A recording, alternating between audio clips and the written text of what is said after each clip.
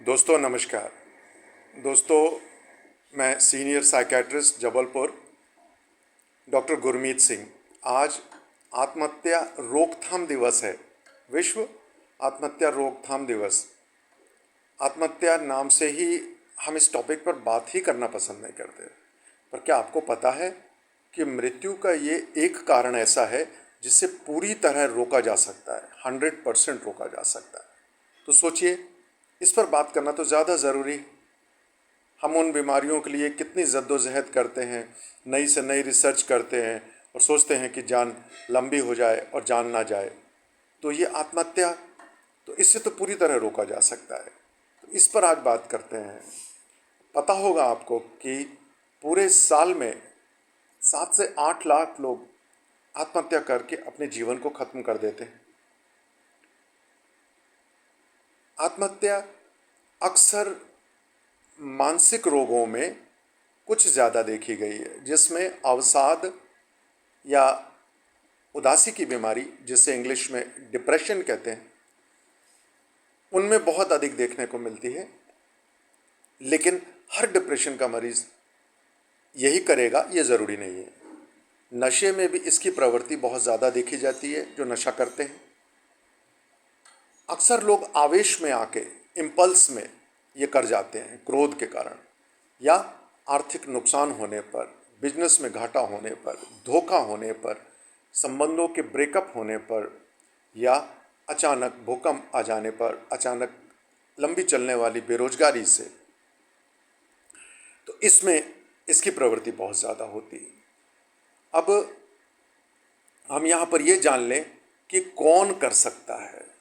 तो जो ये रोगी हैं उनमें करने की संभावना अधिक है।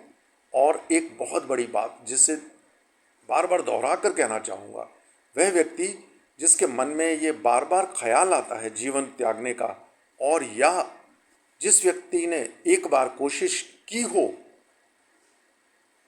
वो ये 100 नहीं 1000% फिर से कर सकता है।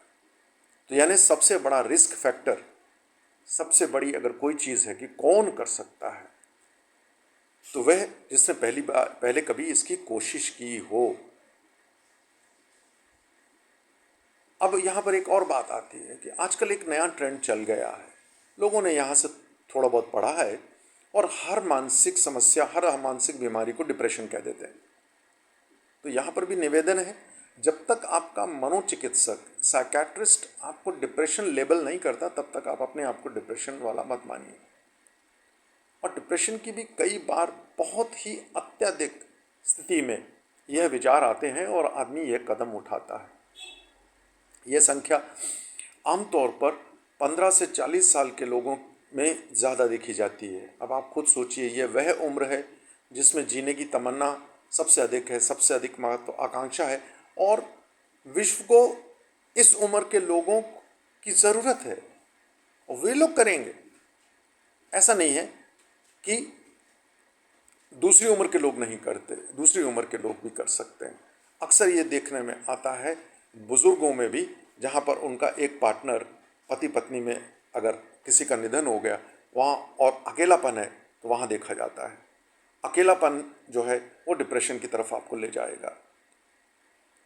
इसके लिए इसके प्रारंभिक लक्षणों में अगर आप कहें कि कौन कर सकता है, तो अक्सर देखें ये व्यक्ति अकेला अकेला बैठना पसंद करेगा, इस प्रकार की बातें करेगा। कई लोग अपनी जो है वसीयत लिखना शुरू कर देते हैं। कई लोग सोशल मीडिया पे या किसी और जगह पे इन चीज़ों की तलाश करने लग जाते हैं जिससे आत्महत्या की जा सकती है। कई लोग ऐसे साधन जुटाने में लग जाते हैं, जैसे कि हैंगिंग करने के लिए रस्सी हो गई या कीटनाशक हो गए। इस प्रकार की चीज़ें भी वे इकट्ठी करने लग जाते हैं।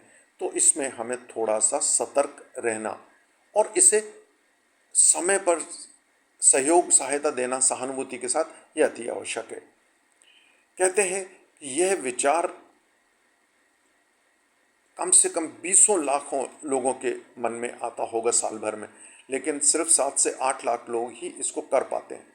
तो जिनके मन में भी विचार आता है, वह किसी न किसी से बात ज़रूर करें। आपके दोस्त, आपके रिश्तेदार, आपका कोई गाइड, आपका कोई सीनियर, आपके जो जो जो जनरल फिजिशियन है, आपका जो फैमिली डॉक्टर है, वह भी एक मनोचिकित्सक ही है। आपके रिश्तेदार आपका, और किसी मनोचिकित्सक के पास जाकर अगर आप अपना मन हल्का कर सकते हैं, अपने मन की बात बोल सकते हैं, उनसे काउंसलिंग ले सकते हैं, तो क्या गलत है। लेकिन इस बचाए जाने वाले एक मृत्यु के कारण आज विश्व में यह चौथा सबसे बड़ा कारण है जानलेवा। तो कृपया इस पर बात ज़रूर करें और किसी भी मनोचिकित्सक के पास जाने में बिल्कुल ना हिचकिचाएं, किसी से बात तो ज़रूर करें।